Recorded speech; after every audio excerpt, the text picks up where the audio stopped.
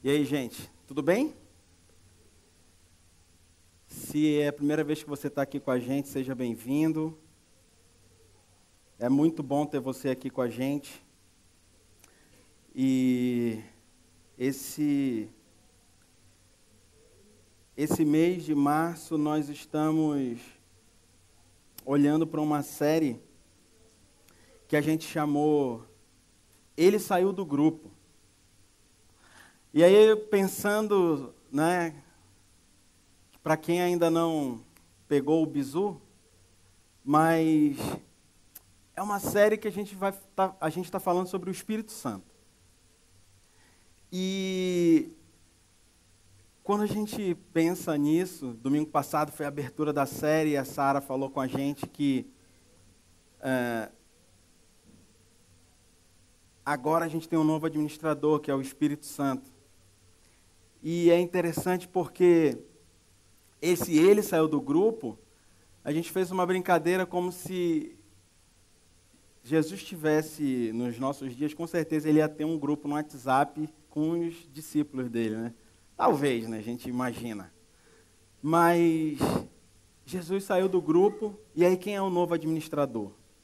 O novo administrador é o Espírito Santo. Jesus foi claro quando disse, eu vou, mas eu vou enviar um consolador, um cara que vai tirar as dúvidas, que vai andar com vocês, mas ele só pode vir se eu for. Então ele foi, e aí é por isso que a gente chamou de ele saiu do grupo. Ele foi, Jesus voltou para o céu e deixou o Espírito Santo aqui administrando esse nosso grande grupo de WhatsApp. E aí domingo passado a Sara falou sobre quem é esse novo administrador, que é o Espírito Santo. E esse mês a gente quer parar e olhar para algumas coisas como essa luta que a gente conhece entre a carne e o Espírito, e é isso que a gente vai falar hoje. Depois, sobre a jornada desse novo administrador, e no último domingo, sobre a experiência, que nós temos com esse novo administrador. E hoje, pensando um pouco sobre a luta, é a chamada de hoje, né? Essa luta entre a carne e o espírito. E pensando sobre luta, acho que a luta ela faz parte da nossa vida. Nós temos diversas situações que a gente luta. E eu sou um cara que eu gosto de luta, né? Algumas pessoas sabem, eu luto, às vezes, tipo uma vez no mês agora, mas numa época eu lutava jiu-jitsu bastante, eu ia todo dia na academia e é uma coisa que me dá muito prazer. E esse negócio de luta, de jiu-jitsu, não sei o que, a gente aprende, você tem que ter raça, tem que ter fibra, e você não pode desistir, e você não pode bater, né? Bater para desistir. Você tem que lutar, você tem que dar o seu melhor, e o cara vai entrando naquela pilha e tal. Aí beleza, então a gente é formado desse jeito. Aí, lá pelas tantas, o meu professor foi embora para os Estados Unidos, hoje ele mora lá no Texas. E aí, nós éramos uma academia com muita gente e tal, uma academia antiga, e aí a gente ficou meio que vagando, né? Tipo, ele saiu do grupo. Meu professor, era para rir, era uma piada. Aí ele saiu do grupo, né? O meu professor foi embora para os Estados Unidos e a gente ficou procurando uma academia. Eu não sei por que cargas d'água. A gente caiu numa academia, assim, uns amigos, um bonde, assim, 20 pessoas, 30. Aí a gente foi para essa academia. Quando a gente chegou nessa academia, tinha um cara que ele é bem famoso, né? Talvez alguns de vocês conheçam. Na época ele ainda não lutava no UFC, mas ele já era campeão mundial de jiu-jitsu e tal, não sei o quê, que é o Ronaldo Jacaré. Eu sabia quem ele era, óbvio, porque ele era muito famoso, e é óbvio que ele não sabia quem eu era. Porque eu era apenas um praticante, nunca tive nunca lutei profissionalmente, né? E aí eu cheguei lá na academia, a gente se conhecendo, não sei o quê, aí acho que na primeira semana, O novo professor, né, pegou nessa galera que foi para essa academia e ia botando um por um com esse abençoado aí. O cara já, né? Aí né, chegou o meu dia e a minha hora. Tá, tu vai lá, Paulo, lá com o jacaré. Aí eu disse, na hora, né? Toda aquela minha cultura de, meu irmão, eu vou lá, né? Esse cara tem 2 braços, eu tenho 2 braços, ele tem 2 pernas, eu tenho 2 pernas e bora ver se ele é isso tudo mesmo, né? Né? E aí começou a luta. Tem gente rindo aqui porque sabe da história. Gente, a luta durou, no máximo, porque não dava tempo de eu marcar, no máximo. Ah, tá, uma informação importante. Uma luta de faixa preta, ela dura 10 minutos. Se você finalizar o cara, a luta acaba. Se você não finalizar, quem fizer mais ponto, ganha a luta. Beleza? Então tinha 10 minutos para tentar ganhar desse cara. E para ele ganhar de mim. Vocês não podem rir de mim, tá? A luta durou 40 segundos. Gente, o cara, né, eu tinha todo um plano na minha cabeça, eu vou pegar no kimono do cara, eu vou sacudir, eu vou fazer... E aí eu não sei o que aconteceu comigo. Eu só sei que no máximo, em 40 segundos eu estava desistindo, né? Batendo assim, para que não deu para mim. E aí, obviamente, a gente ficou amigo, porque eu disse, eu tenho que ser amigo do cara, e frequentou a minha casa. Mas é engraçado porque eu estava pensando nisso na palestra, a gente está falando sobre luta, e eu estava comentando com a Andresa e falei que o povo citar esse exemplo. Aí ela disse, amor, eu lembro desse dia que tu chegou em casa, tu chegou arrasada. Eu digo, poxa, né, o cara tem toda uma preparação, né, de lutar. E essa é uma história das muitas que eu tenho, da luta.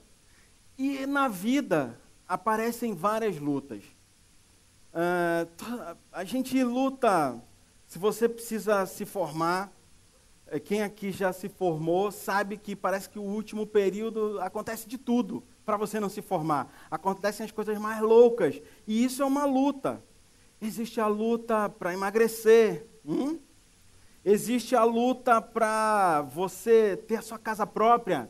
Existe a luta para você ter o seu carro. Existe a luta pelo seu trabalho, onde você precisa, além de lutar para entrar, lutar para sobreviver. Obrigado, brother. Existem várias lutas. Existem várias lutas que fazem com que nós entendamos que, bem, faz sentido o Paulo achar que vai ganhar do Ronaldo Jacaré no treino, né? Porque a gente é programado para lutar e vencer. Mas hoje eu quero te chamar para você olhar para uma nova perspectiva. E esse é o ponto do nosso bate-papo de hoje. O ponto que eu quero que você navegue comigo nas Escrituras e entre nessa jornada comigo é o seguinte. Até de uma forma lúdica a gente aprende, tem o anjinho bom, tem o anjinho do mal, e aí eles vão falando, se eu der mais alimento para o anjinho bem, eu não ouvir o mal. Se eu alimentar mais o lobo bom, o lobo mal que está dentro de mim não vai prevalecer. E a gente cresce com essa cultura de que se eu alimentar o meu espírito, e ele ficar fortalecido, eu não vou cometer aquelas atrocidades. Faz sentido isso para vocês? Vocês estão comigo? Alguém tem esse... Então, eu vou alimentando. E aí eu fico, mas como é que eu alimento o meu espírito? Não, então eu oro, eu jejuo, eu leio a Bíblia e eu vou alimentando o meu espírito para que essa luta da carne contra o espírito seja vencida, o meu espírito fique forte. E hoje, eu quero te chamar para uma nova perspectiva sobre essa luta. Nem é nova, mas uma perspectiva diferente do que a gente ouve na maioria dos lugares. Se a gente parar para pensar que eu, como ser humano, nesse conceito grego de corpo, alma e espírito, isso faz parte da minha humanidade e ela foi corrompida lá no Gênesis. Lembram do pecado? Que todos nós somos corrompidos. O meu espírito também é corrompido. Então, como é que o meu espírito vai vencer essa luta contra a carne? Por mais whey protein que eu tome, por mais anabolizantes, provavelmente nunca eu vou ganhar do jacaré. Então, por mais anabolizante, por mais jejum, por mais oração que você faça, o seu espírito provavelmente nunca vai vencer essa luta. E aí a gente se desespera. E a gente vai ver que tem gente que na Bíblia que se desesperou também quando percebeu isso.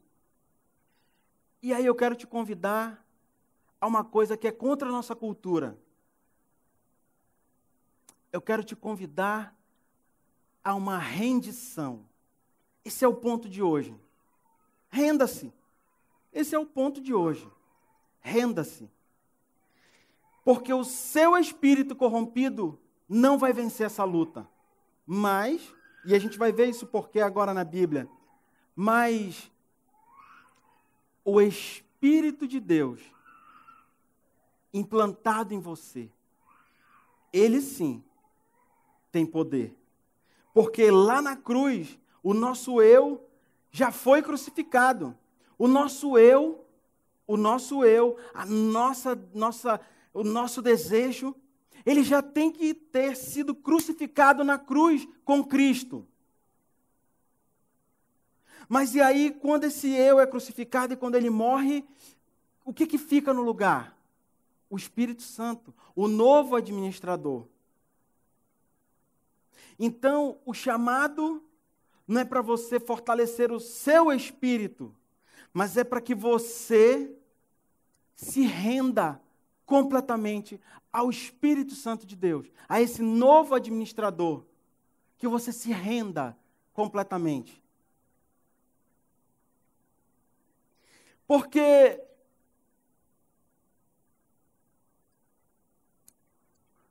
sabe o que acontece?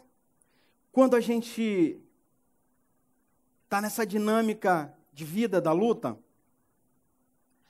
eu pego o meu espelho e jogo uma magia nele. E ele fica um espelho mágico. E nesse espelho mágico, eu olho para ele e digo assim, não, mas eu oro, eu leio a Bíblia, eu jejuo, eu cumpro um monte de rito religioso e essa magia que eu jogo no espelho não permite que eu veja quem eu sou. E se eu não vejo quem eu sou, eu não preciso me render ao Espírito Santo, porque eu continuo lutando, eu continuo cumprindo ritos. E olha aqui para mim, atenção, eu não quero que ninguém saia daqui dizendo que não é para orar, ler a Bíblia e jejuar. As disciplinas espirituais são importantes para o nosso desenvolvimento, para o nosso crescimento, para o nosso amadurecimento, e as disciplinas são proveitosas. E a gente tem que fazer. E ninguém aqui tem a capacidade e o poder de julgar se quando você está orando, jejuando e lendo a Bíblia, você está cumprindo um rito religioso ou se você está cumprindo uma disciplina espiritual. Isso é só entre você e Deus. Então, eu não estou acusando ninguém, porque eu não tenho como saber isso. Mas eu estou dizendo que, se você olhar para você mesmo, é bom que você se pergunte, Deus, será que eu estou fazendo isso como um rito religioso ou como uma disciplina espiritual para que eu fique cada vez mais parecido contigo? Isso é uma boa pergunta. É uma boa pergunta para que você faça a você mesmo. Faz sentido isso para vocês?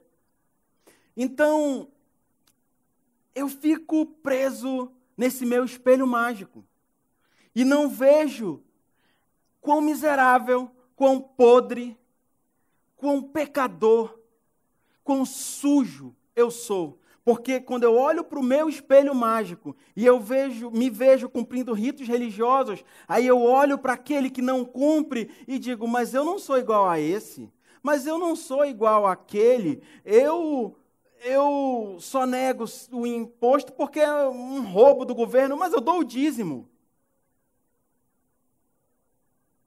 What? Porque a magia que eu jogo no espelho para me ver faz com que eu não veja o tamanho da podridão que existe em mim. O tamanho da podridão que existe em mim. Então, se eu entendo o tamanho da podridão, o tamanho da minha miserabilidade, eu consigo entender por que eu preciso me render.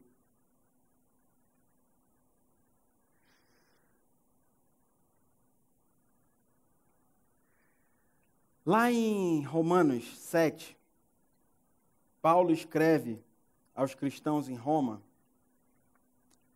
coisas que são bem especiais e úteis para nós até hoje. Paulo fala sobre essa luta contra o pecado. Ele fala sobre essa luta que nós passamos e ele tira a magia do espelho. Ele tira a magia, deixa de ser um espelho mágico e Paulo olha para ele e diz, cara, esse é que eu sou, esse cara aqui que eu sou. E hoje eu quero te convidar a tirar a magia do seu espelho, de que quando você olhar no espelho, para que você se enxerga, peça a Deus para que Ele possa te mostrar quem você é.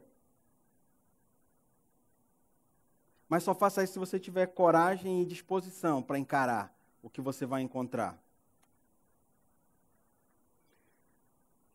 Hoje eu quero te convidar para a gente dar um passeio em Romanos 7 e 8. E a gente vai ler bastante coisa. E eu quero que você embarque comigo nessa leitura para a gente fazer igual uma jornada. E a gente vai hoje conversando, lendo e conversando. Lendo e conversando. Mas eu quero que você preste atenção naquilo que Deus quer falar com você, através da palavra dele. Também te convido para em casa hoje, com calma, ler Romanos 7, 8 e Gálatas 5, que é o texto que a gente vai ler depois. Lê e lê de novo, e lê de novo. E vai lendo e vai orando. Senhor, me mostra quem eu sou de verdade, para que você possa se render e para que você possa entender qual é a dinâmica do novo administrador. Beleza? Vamos começar? Eu vou começar em Romanos 7, 4.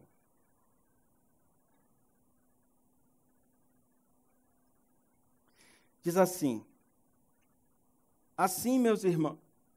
Ih, passei errado, né, Rômulo, para ti. Desculpa, vou dar um tempo para tu arrumar aí. É Romanos 7, verso 4, não é o 1. Me perdoe, eu passei errado para a galera lá da mídia. Ainda bem que eles são meus brothers. Desculpa, Rebeca. É Romanos 7, 4. Tá? Primeiro eu vou ler, Rebeca, do 4 até o 6. E aí depois é os que eu já tinha passado mesmo. Tá bom? Me perdoem. Vamos lá.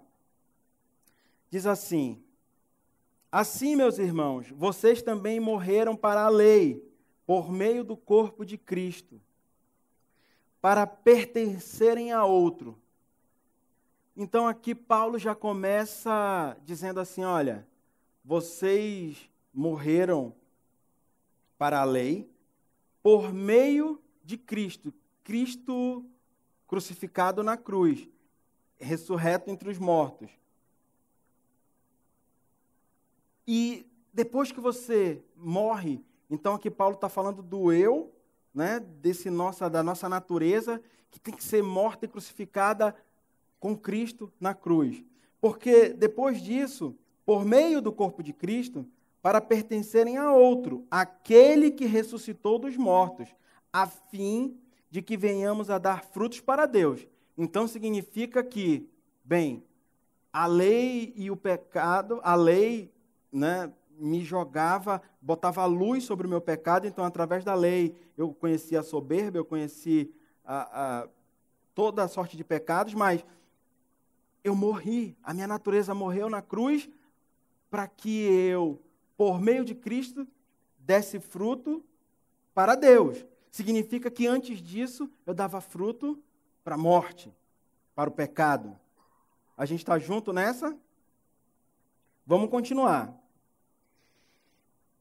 Pois quando éramos controlados pela carne, e esse carne aqui significa a nossa natureza humana, tá bom? As paixões, estou no 5, as paixões pecaminosas, despertadas pela lei, atuavam em nosso corpo, de forma que dávamos frutos para a morte. Então significa que a nossa natureza, os nossos desejos dão fruto para a morte. Mas agora, Paulo está dizendo para eles e para nós, mas agora, morrendo para aquilo que antes nos prendia, o que nos prendia? A nossa natureza pecaminosa. Então, mas agora, morrendo para aquilo que nos prendia, fomos libertados. Opa!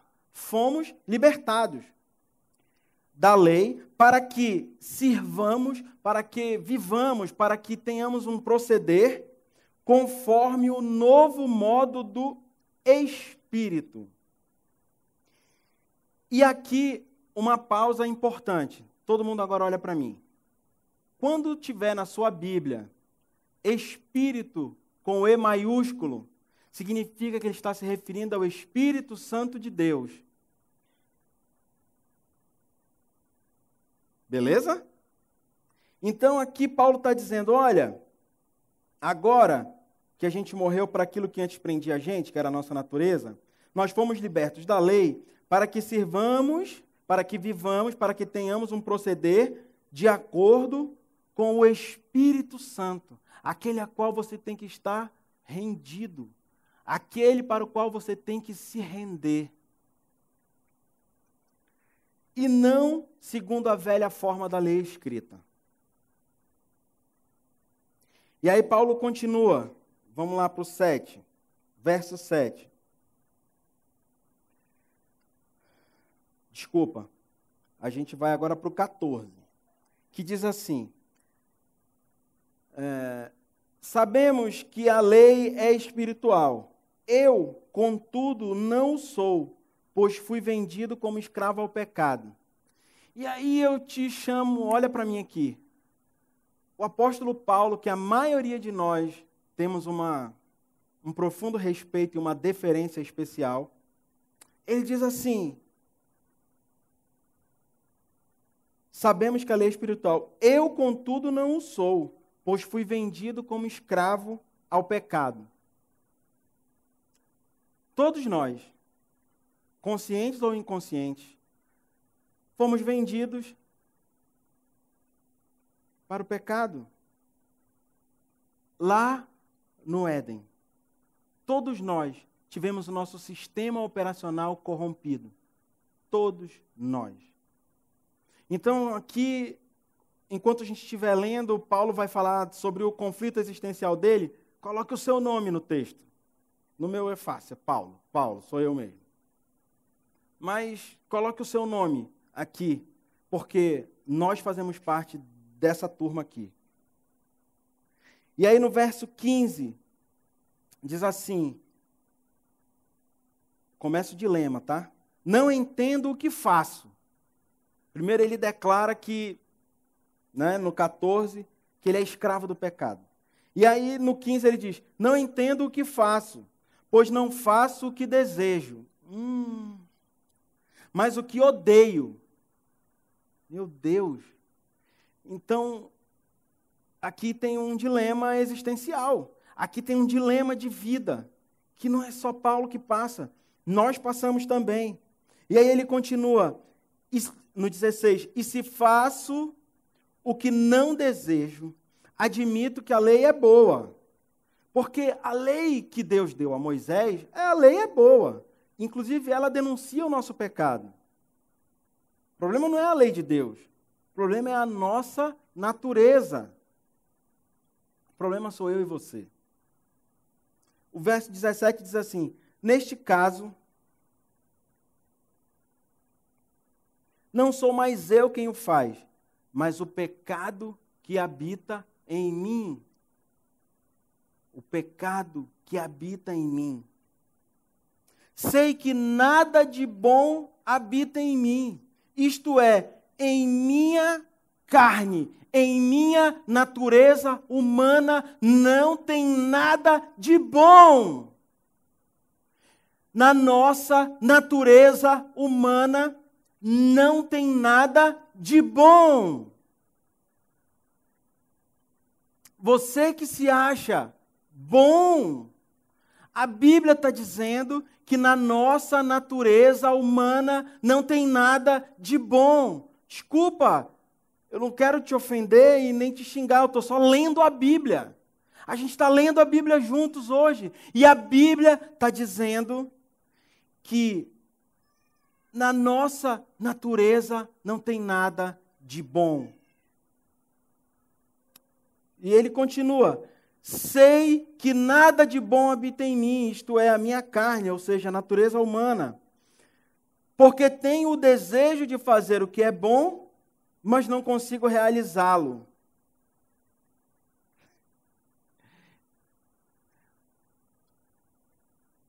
Alguém aqui, que nem eu, já passou por isso? Sei que nada de bom habita em mim, porque tenho o desejo de fazer o que é bom, mas não consigo realizá-lo. Que dilema é esse? Que dilema? Você imagina Paulo escrevendo uma carta para uma galera lá em Roma que está longe dele, e ele vivendo esses dilemas existenciais que às vezes a gente vive e não conversa nada com ninguém. E aqui Paulo está dizendo assim: olha, eu que fui chamado para ser apóstolo aos gentios, eu estou vivendo esse dilema, porque eu quero fazer o bem e não consigo. Vamos para o 19. Pois o que faço não é o bem que desejo, mas o mal que não quero fazer, esse eu continuo fazendo. Meu Deus!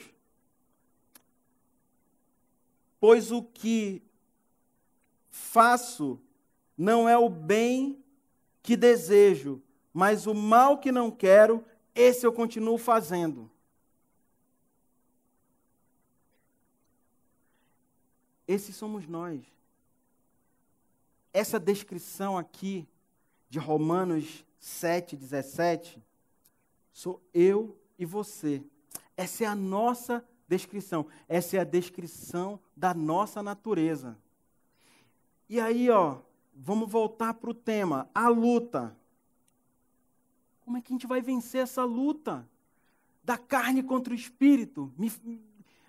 Alguém me socorre, como é que vence essa luta? Se o bem que eu quero fazer eu não consigo, e o mal que eu não quero fazer, quando eu vejo, eu já fiz. Como é que eu vou vencer essa luta? E aí você imagina que o apóstolo Paulo está mastigando isso e está vivendo esse dilema, e é bom que a gente viva esse dilema também. E aí o verso 20 diz assim: ora, se faço o que não quero, já não sou eu quem o faz, mas o pecado que habita em mim. Assim, encontro essa lei que atua em mim. Então, Paulo ele vem arrazoando sobre o seu dilema, e pensando e mastigando, e ele chega numa conclusão, ele dá peso de lei para essa conclusão. Ele dá peso de lei. E se a gente não cumprir a lei no trânsito, chega a multa.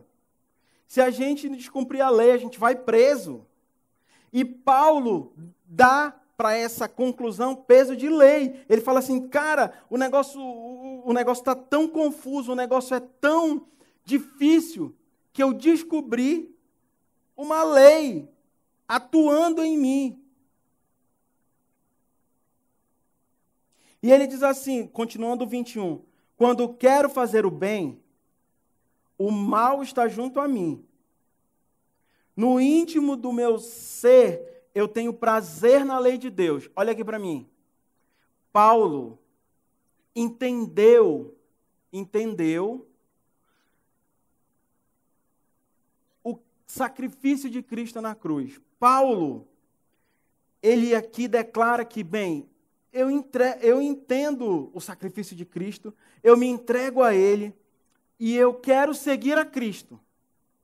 Lembra que Paulo tinha um espelho mágico, né? Ele era Saulo, ele cumpria todos os ritos religiosos, até ele se encontrar com Cristo e dizer, não, beleza, Cristo, eu entendi, tirei o meu espelho mágico, e aqui Paulo diz, Paulo está dizendo quem ele é de verdade, que essa luta, essa dinâmica de vida existencial dele. E aí ele diz assim, beleza, essa é a lei que habita em mim, e eu não consigo fazer o bem que eu quero, mas Paulo, ele bota aqui para a gente e ele nos explica assim, olha, quando quero fazer o bem, o mal já está junto de mim. No íntimo do meu ser, eu entendo a lei, eu quero seguir a Cristo. E é exatamente o que acontece com a gente.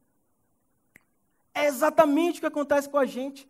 A gente entende, cara, realmente eu preciso de Cristo, eu não posso viver à toa. Beleza, eu quero seguir a Cristo. E aí você começa a andar pela comunidade, fazer amigos, e cara, cada dia mais é isso. Só que o seu envolvimento e tudo que você faz não apaga quem você é. A sua natureza pecaminosa continua te perseguindo. A minha natureza, o meu pecado, continua me perseguindo. É por isso que Paulo diz assim, no íntimo do meu ser, no 22, tenho prazer na lei de Deus, mas vejo outra lei atuando nos membros do meu corpo, guerreando contra a lei da minha mente, que é a lei do entendimento, que ele já entendeu, até a graça, tornando-me prisioneiro da lei do pecado que atua em meus membros. Então, Paulo descobriu que existe uma lei, ele deu peso de lei para dizer assim, olha, eu sou prisioneiro desse pecado que habita em mim. Eu sou prisioneiro, eu não consigo me livrar dessa desgraça. Eu não consigo. Porque eu vejo outra lei agindo em mim, tornando-me prisioneiro da lei do pecado. E aí no verso 24, Paulo, eu imagino ele escrevendo isso aqui, e eu imagino Paulo dando um grito desesperador, dizendo, chegando à conclusão, bem, o bem que eu não quero fazer, eu não consigo, o mal que eu não quero fazer, quando eu olho, eu já fiz, e isso é uma confusão, isso é desesperador, isso angustia minha alma, isso me desespera, eu não sei mais o que fazer, eu sou pobre, pecador e miserável. E aí Paulo dá um grito no verso 24, quando ele diz assim, miserável homem que eu sou! Miserável homem que eu sou.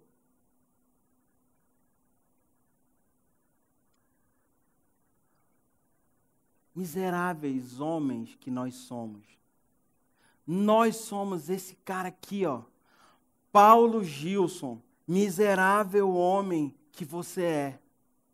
E aí Paulo, numa angústia, quando ele se vê sem saída, porque ele é preso pela lei do pecado, mesmo ele já tendo entendido a graça, ele já tendo entendido a cruz, ele está preso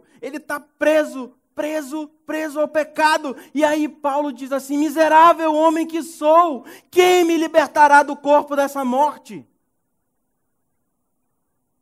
Imagina a angústia. Eu consigo imaginar a angústia de Paulo. Eu consigo imaginar a angústia de alguns de nós aqui, que sentam na minha frente, às vezes no café, e dizem assim, cara, eu não consigo. Eu tento, mas eu não consigo. E aí eu só consigo pensar que esse cara está achando que ele precisa alimentar o espírito dele para o espírito dele ser mais forte que a carne dele. Não! Não! Você precisa se render ao Espírito Santo de Deus. Porque Paulo termina aqui no 25. Graças a Deus por Jesus Cristo, nosso Senhor. De modo que com a mente eu próprio sou escravo da lei de Deus, mas com a carne sou escravo da lei do pecado. Graças a Deus por Cristo. Cristo que veio, viveu, morreu, venceu a cruz e mandou um novo administrador e mandou o Espírito Santo para que nós tenhamos vida e vida em abundância.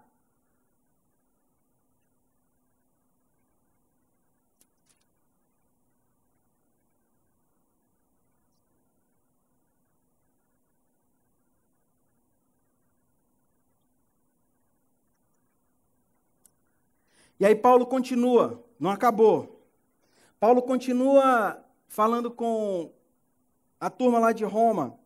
No verso 1 do capítulo 8 diz assim: depois dele ter narrado toda a angústia, todo o desespero dele, ele vem e continua da seguinte forma: olha, portanto, agora já não há condenação para os que estão em Cristo Jesus. Porque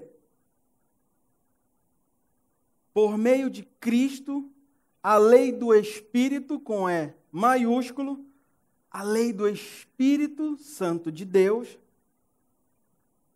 Espírito de vida, me libertou da lei do pecado. Vocês lembram Paulo preso à lei do pecado?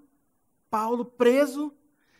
Aí aqui no verso 2 do capítulo 8 ele diz, olha, em Cristo Jesus, através do Espírito de Deus,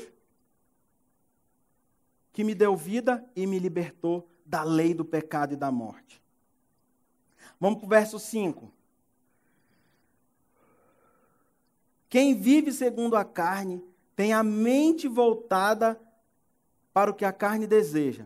Quem vive segundo a sua natureza humana tem a mente voltada para o que a sua natureza deseja. Mas quem vive de acordo com o Espírito, com E maiúsculo, quem vive de acordo com o Espírito de Deus, tem a mente voltada para o que o Espírito deseja. A mentalidade da carne é morte, mas a mentalidade do Espírito é vida e paz. A mentalidade da carne é inimiga de Deus, porque não se submete à lei de Deus e nem pode fazê-lo. E aqui chama minha atenção porque, às vezes, a mentalidade, a minha natureza, e a gente fica se olhando nesse espelho mágico e se enganando. E aí, mas eu obedeço sim a Deus e tal, e eu vou colocando um monte de paliativos. E aqui a Bíblia diz, olha, Paulo, Gilson, não adianta você querer se enganar, porque se você tiver a sua mentalidade voltada para a sua natureza, para as suas vontades, você só vai fazer o que a sua mente e que a sua natureza deseja. Não adianta você querer se enganar. Não se engane, meu amigo. Você que tem a mentalidade da carne, você não consegue fingir que faz a vontade de Deus. Verso 8. Quem é dominado pela carne não pode agradar a Deus. Ponto. Finito. Finito. Quem não se rende ao Espírito Santo não pode agradar a Deus. Quem não se rende para que Ele domine sobre a sua vida, para que Ele mortifique o seu eu, para que Ele mate o seu eu, para que quem não coloca o seu eu crucificado com Cristo e permite ter implantado o Espírito Santo, esse cara não vai agradar a Deus. Entretanto, esse entretanto é ótimo, né?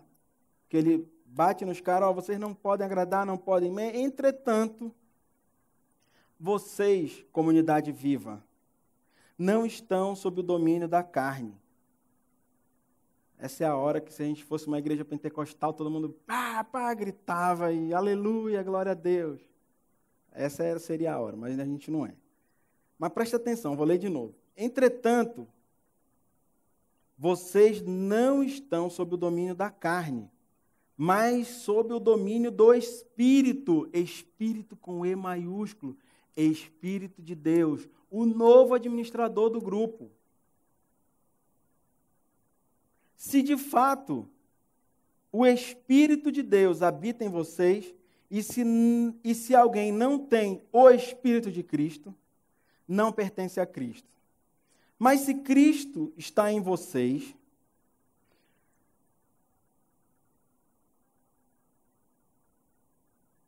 o corpo está morto por causa do pecado, mas o Espírito está vivo por causa da justiça. O 11. E se o Espírito daquele que ressuscitou Jesus dentre os mortos habita em vocês, aquele que ressuscitou a Cristo dentre os mortos também dará vida a seus corpos mortais por meio do seu Espírito, que habita em vocês, que habita em mim, que habita em você. Portanto, irmãos, estamos em dívida não para com a carne, para vivermos sujeitos a ela. Aquela prisão de Paulo, aquela prisão aqui, não temos dívida com essa culpa.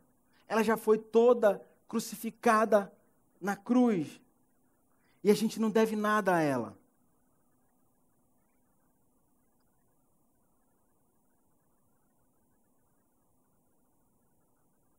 O 12.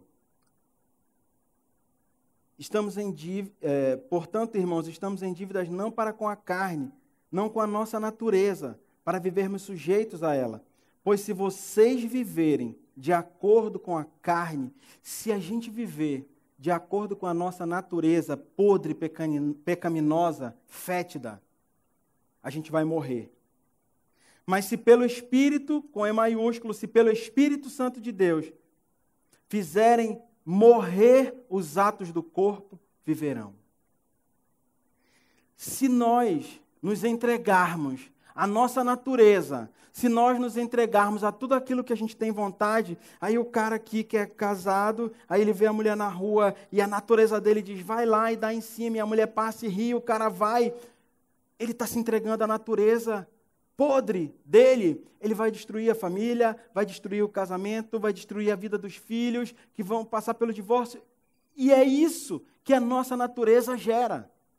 Mas se a minha natureza, Paulo, vê essa situação e ele se submete ao senhorio de Cristo através do Espírito Santo, que fala, cara, essa é a minha natureza, esse é o que a minha carne quer, esse é o meu pecado, e eu não vou fazer isso, não porque o meu espírito está alimentado, não porque eu li a Bíblia hoje de manhã e estou alimentado, mas porque eu me submeto ao Espírito Santo de Deus, porque eu me rendo ao Espírito Santo de Deus, e Ele domina sobre a minha vida, e Ele está implantado em mim. Aí sim, eu tenho força para vencer o meu pecado, aquilo que me atrai, aquilo que eu gosto. Aí eu tenho força para pagar 10 mil, 9 mil de imposto de renda. Só através do Espírito Santo de Deus. Porque os amigos dizem, não paga não, rapaz, isso é um roubo do governo. Mas o Espírito Santo de Deus em nós nos dá força, mesmo se sentindo roubado, a fazer isso, esse tipo de coisa. E o que mais chama minha atenção aqui é o seguinte. Paulo está falando aqui aos romanos, não é? Então, é uma igreja em Roma, os irmãos lá reunidos. E aí a gente para e olha que em Gálatas, aos cristãos em Gálatas, Paulo vai, lembra que eu pedi para você ler Gálatas 5? Paulo escreve a mesma coisa. Gente, isso é incrível. É alucinante. Olha só, Gálatas 5,16. Diz a mesma coisa que ele disse para a igreja em Roma. Será que isso é importante? Será que essa luta contra o pecado ela é importante?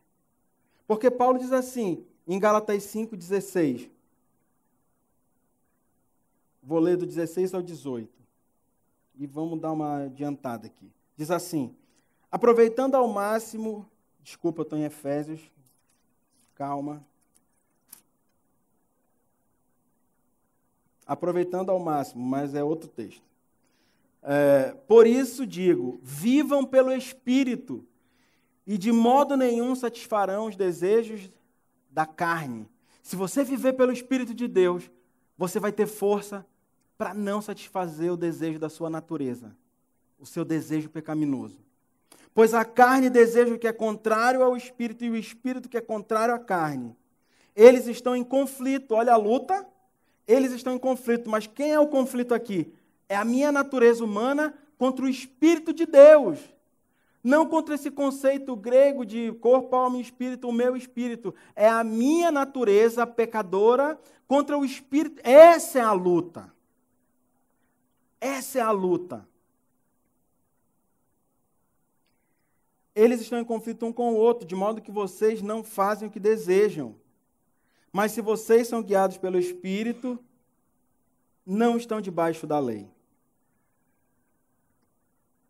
Agora que Deus, através do seu Espírito Santo, vive encarnado em nós, a gente precisa entender alguns conceitos. Porque se Cristo, que lutou e venceu a cruz, morreu, ressuscitou e mandou esse novo administrador para viver dentro de nós, como é que é esse processo? E a Bíblia ela é bacana e ela tem muitas ilustrações legais, né? E às vezes Deus permite que a gente tenha algumas ilustrações aqui no meio da nossa comunidade. Queria chamar aqui a Andréia. A Andréia, ela é proprietária, tem um copyright de um testemunho incrível de uma coisa que Deus fez na vida dela.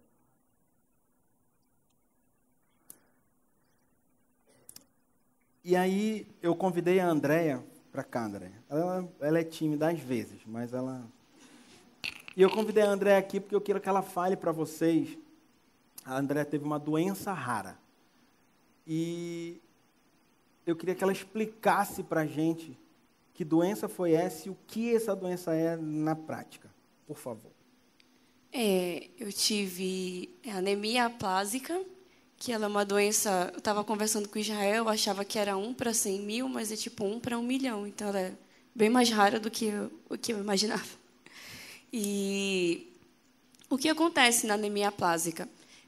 Diferentemente de uma leucemia, que são criadas células cancerígenas, a anemia aplásica, como esse prefixozinho A já fala, né? A medula simplesmente para de produzir. A medula ela não produz célula nenhuma sanguínea, nem plaqueta, nem os glóbulos vermelhos e nem muito menos de defesa. Então, ela basicamente vira uma água. Ela não produz nada e aquilo vai acabando. E, no meu caso, como eu tive, além da anemia, ela era severa, ela era um pouquinho pior, porque normalmente a severa ela dá em pessoas mais idosas e eu tive com 28 anos. Então, a anemia, basicamente, no meu caso, o único tratamento era o transplante de medula. E quão difícil é encontrar uma pessoa compatível para um transplante de medula? É a mesma proporção, quase. Alguém 100% compatível é muito raro, né? Tanto que a gente sempre vê na televisão aquela briga, aquela luta. Fila, né? Isso, é bem raro. No meu caso, a minha irmã foi 100%, então é Deus mesmo. Só Deus, né? Me fala... A gente diagnosticou essa doença e ela trouxe para você algumas novidades, né, de vida. Você conseguiu encontrar uma pessoa 100% e você tinha sua medula que agora só produzia água e você precisava de um transplante de medula. Então, o transplante, eu entendo que você tem que matar essa medula, a sua, e ter em você uma nova medula implantada, é isso? Fala um pouquinho para a gente como é esse processo e o que isso implica na prática. O transplante de medula, muita gente acha que é uma cirurgia, né? Para a pessoa que vai abrir a coluna, que vai colocar... Era isso que eu achava. E não tem nada a ver com isso. Assim, a minha irmã, que foi minha doadora, ela sim passou por uma cirurgia ela precisou fazer 10 pontinhos nessa região da bacia, da região lombar para tirar a medula. E essa medula, ela foi através de uma transfusão, é uma transfusão de sangue, só que com a célula da medula, que passa por todo um processo para poder ser transfundida. Aí ela sim foi para mim, mas antes desse processo todo, eu precisei passar por 5 dias de quimioterapia para que eu já não tinha, assim, a minha medula ela não funcionava, né? Mas eu ainda tinha algumas células, tanto que eu estava viva, né? Então eu precisei fazer as químios para que elas matassem totalmente a minha medula e ficasse zero, né? Nada. Só uma pausa. Ela tinha uma medula, uma natureza, que ela precisou passar por 5 dias de quimioterapia para que essa medula fosse morta. É isso? E aí, André? É isso mesmo. Aí, depois que eu estava com 0 imunidade, né, num ambiente totalmente controlado, aí foi feita a cirurgia na minha irmã e transfundindo em mim. E assim, não foi um processo que, transfundiu, eu já estou boa, não. Demorou muito tempo. Tem um processo depois do transplante, depois do Espírito Santo, ou depois do transplante implantado, tem um processo. Tá. Fala um pouquinho do processo para a gente. Então, eu passei uns 30 dias internada no hospital. Desses 30, a gente espera o que a gente chama de pega da medula, né? Que é quando eu tô lá, eu passo uns 14, 15 dias e do nada a medula dela pega em mim. Aí eu começo a produzir as minhas células. Então, você não teve atuação direta nesse processo? Não, eu não faço nada. Então o Espírito Santo, ou a medula pega. A medula pega e, tipo, é um processo que, assim, não pegou. Eu, até hoje, é um tratamento que é a vida inteira. É um tratamento que é a vida inteira. Então, assim, quando eu me submeto ao Espírito Santo, tá. Hoje em dia eu não tenho nada, né? Eu sou considerada, assim, uma pessoa saudável. Mas eu tenho que ter um acompanhamento, eu não posso viver sozinha. Uma pergunta, o teu tipo sanguíneo mudou? Mudou, eu era O. Por quê? Eu era O e a minha irmã era A, né? Então, quando foi feita a transfusão, eu passei a ter a mesma tipo sanguíneo dela. Então quer dizer que quando o Espírito Santo entra e a gente se submete a ele, a gente passa a ter o mesmo... tá. Tipo isso, o mesmo DNA. Tá bom. Né? Andréia, obrigado. Que Deus continue te abençoando e te dando saúde. Amém.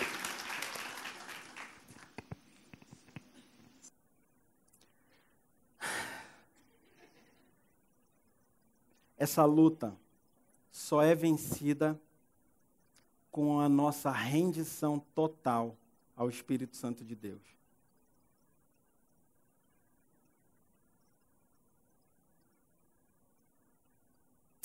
Feche seus olhos, abaixe sua cabeça.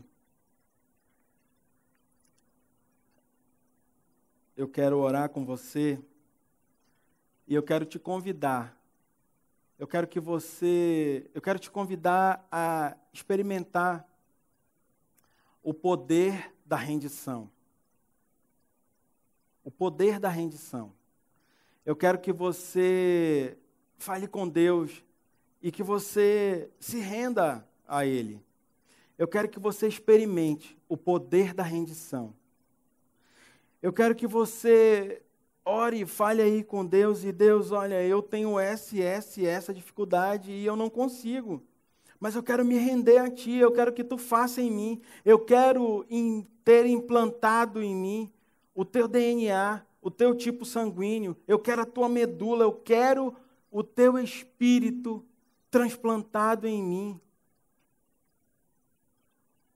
Lembrando que é um processo e que a gente vai nesse processo, como a Andréia, até o nosso fim. Mas essa é a minha oração hoje. Que você aceite o transplante e que você pare de lutar pelo seu próprio eu, pela sua própria natureza. E aceite e se renda ao Espírito Santo. Porque Ele, como novo administrador do grupo, da sua vida e de todos nós, Ele pode fazer isso muito melhor. Senhor Deus, obrigado pela tua vida, obrigado pelo teu amor e obrigado pelo teu cuidado. Obrigado porque o Senhor é o administrador do grupo. Obrigado porque o Senhor é o administrador das nossas vidas. Nós te agradecemos, Pai, porque a gente entende que nós somos homens pobres e miseráveis e que a gente enche o nosso espelhozinho de magia para a gente não se ver como a gente é. Mas quando a gente vê que a gente não tem outra saída a não ser se render. E hoje, como comunidade, nós estamos aqui pedindo que o Senhor venha nos sondar e que o Senhor venha jogar na nossa face o nosso erro. Que o Senhor venha jogar na nossa face o nosso eu verdadeiro. E que a gente possa assim enxergar e saber o quão pecadores e podres nós somos. Muito obrigado pelo teu amor, pelo teu cuidado. Continua cuidando dessa comunidade como tu já tem cuidado e continua cuidando das nossas vidas. Ajuda-nos, ó Pai, a que a gente se enxergue, que a gente se veja e que a gente possa nos render, que possamos nos render a Ti. Muito obrigado por tudo que o Senhor tem feito. Em nome de Jesus. Amém.